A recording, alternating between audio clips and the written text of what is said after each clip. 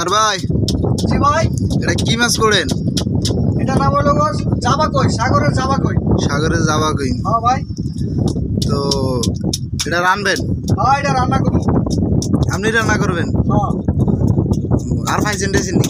আরো বাংলাদেশ পাইছিলাম এর আগে, মনে করেন পরে 5-7টা। 5-7টা। 15 KG, 18 KG, 20 KG, 10 KG, 12 KG মিলে। তো এই লোকের আর পাইছেন নি? হ্যাঁ, এর এলাকা আরো পাইছি, এর থেকে একটু ছোট, এটি সাইজে সবচেয়ে বড় 8 কেজি। 8 কেজি। হ্যাঁ। তো বেচবেন টেচবেন না? না, এটা বেচবো না ভাই।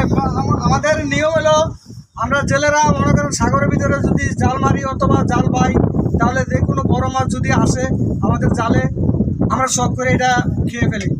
আচ্ছা, তো বড় মাছ পাইলেই খেয়ালাম। হ্যাঁ, আমরা এটা খেয়ে ফেলি।